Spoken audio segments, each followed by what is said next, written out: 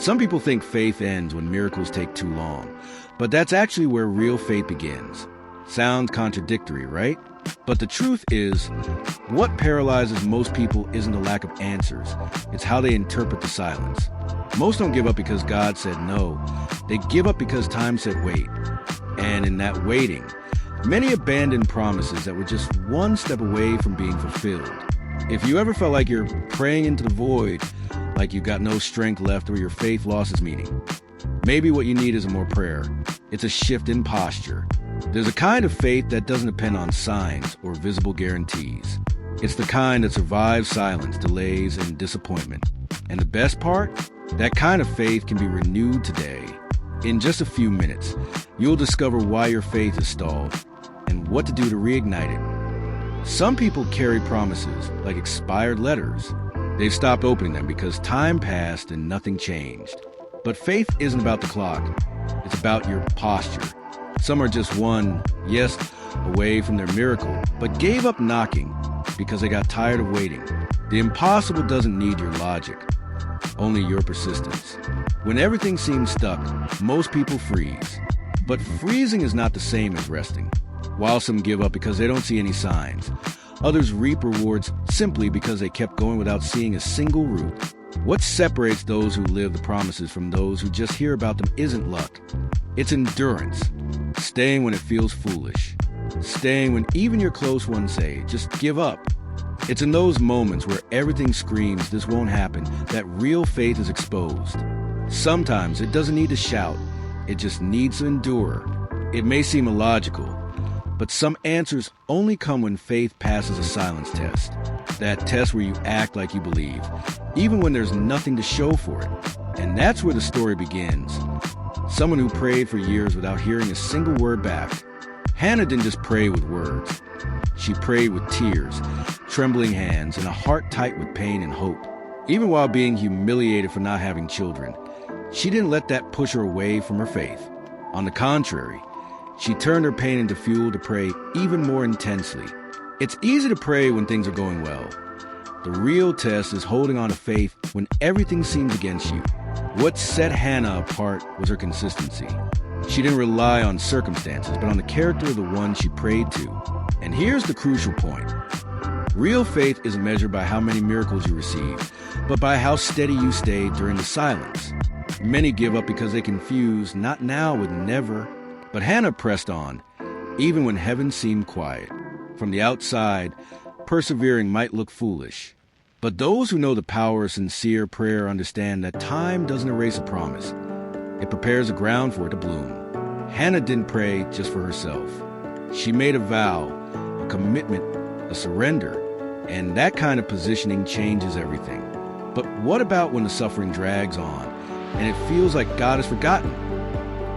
There's pain that tries to convince us it's over. But often, that's where everything truly begins. Suffering isn't a sign of abandonment. Sometimes it's a sign of preparation. Many give up because they think pain means God walked away. But the greatest growth happens in the dark, like a root silently breaking through the soil. Faith has to learn not to panic in the cave. Pain teaches more than peace ever will. It shows us where our limits are and where God begins to move. When everything hurts, you got two choices: freeze or keep walking. Those who keep moving, even in pieces, often end up witnessing the supernatural. A bad diagnosis doesn't define your future, just like a stumble doesn't cancel your journey. It's in that field of tears where many victories are planted. Simple example, someone who lost their job, was diagnosed with depression, and almost gave up, but they chose to get up, scared but steady, and took one step a day. They learned a new skill, reconnected with faith, and months later started their own business. The pain didn't vanish right away, but purpose emerged from within it. And that's when the most unlikely stories begin to take shape. Sometimes, all we need is to hear that there's still time. When someone shares an impossible story that turned into victory, something inside us reignites. A miracle isn't just a memory, it's an invitation. Hey, this can happen to you too. Like that mother who was told her child wouldn't make it, but she prayed, fought, and now watches him run around the yard. That's not just a touching story, it's faith awakening. Then there's the elderly woman 63 years old, diagnosed with aggressive cancer. The doctor said, "Make the most of your remaining time." But she did the opposite, clung to faith, changed her habits, surrounded herself with people who prayed. Her latest scan, no trace of disease. Coincidence? Maybe for some. But for those who lived it, it's proof that God still works behind the scenes. Stories like these aren't for comparison. They're for inspiration, because what God does for one, He can do for many, in different ways, yes, but with the same love. So if you've ever thought, that won't happen for me, maybe you're just seeing the middle of the process, not the ending. Because right before the miracle always feels impossible. And that's when full surrender changes everything. Some blessings don't come with a half-hearted commitment. Partial surrender brings partial results. And that applies to everything, especially with God. When someone tries to stay in control with one hand while reaching out with the other, they don't realize they're blocking what could freely flow. Full surrender is scary, yes. Trusting completely is like jumping into a river without knowing how to swim, only to find He holds you up. The story shifts when the request stops being selfish and aligns with something greater. Some say, "I want to be blessed," but deep down they just want comfort. True surrender isn't about relief. It's about alignment, like someone who says, "I want to prosper." And when they do, they lift entire families out of hunger. That kind of mindset moves heaven. To surrender is to become a channel, not a storage room. That's exactly what Hannah did. She asked, but she also vowed, and she followed through. Because when you truly surrender, you're not afraid to lose. You know it already belongs to God. This changes even how you wait. You don't wait with anxiety, but with trust. But waiting like this requires a different kind of faith, the one that's fed by the Word, and stays firm even when the days stretch longer than you'd like. Waiting is an art few truly master. A lot of people think they're waiting, but deep down they're falling apart, secretly creating backup plans in case God takes too long. But Psalm 40 isn't about just any kind of waiting. It speaks of patient waiting, the kind that doesn't paralyze you, but actually strengthens you as time passes, like someone preparing the soil without knowing when the rain will come. That kind of trust changes your posture. You don't wake up in desperation, but with expectation. Instead of complaining, you pray. Instead of chasing shortcuts, you remain steady, even in emotional mud. Here's a real-life example. Someone who's been single for years, and instead of diving into shallow relationships, chooses to grow emotionally and spiritually while waiting. That's faith working behind the scenes. The patience of someone who truly trusts isn't passive. It builds. While nothing seems to be happening on the outside, a lot is aligning on the inside. The psalm speaks of waiting until God leans in and listens. That doesn't mean He was far away. It just wasn't time yet. And this active waiting is what prepares you to live what you prayed for. But sometimes on this faith journey, the biggest threat isn't doubt, it's unbelief. Unbelief is quiet. It doesn't shout, it whispers. It won't happen. It's not for you. You've missed your moment.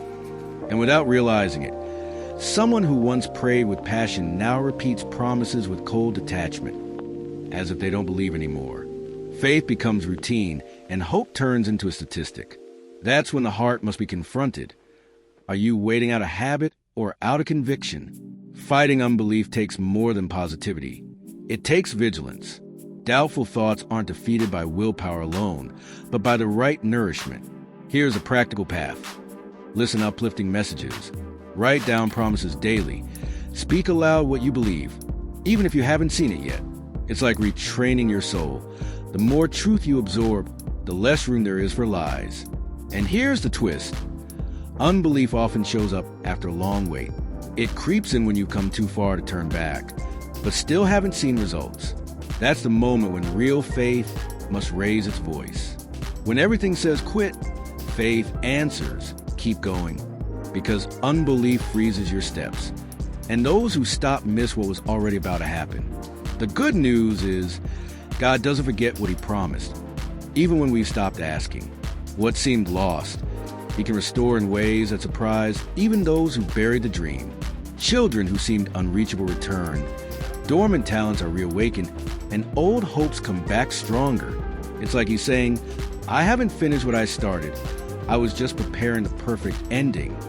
Some people look at their lives and only see rubble, but God doesn't see like we do. Where we see destruction, he sees space for rebuilding. And not just any rebuilding, something new, healed, strong, and grounded. That gift you gave up on, or that calling you thought was forgotten, he can reignite it all with a single touch. The same goes for Show Dreams. That old project, that desire you buried because it wasn't the time. None of it needs to stay still. Because when God touches what's been asleep, what looked like the end becomes a beginning. And maybe you're right at that point, where the new has already started, but all it takes now is one step. Just one. Now that you've made it this far, tell me, what part spoke to you the most? Which of these truths did you need to hear today? It's not enough to just feel something. It's time to act. Faith that only feels but doesn't move will fade. But faith that listens and responds can transform everything. So, in what area of your life are you going to take a step of faith starting today? Drop a comment and let me know what you're committing to. Will you start praying with intention again? Pick up that old dream? Release forgiveness? I want to hear it. Your decision could be the spark someone else needs to move to. If this video made sense to you, subscribe to the channel, turn on notifications, and keep walking this journey with us. Here, your faith will be guided with purpose.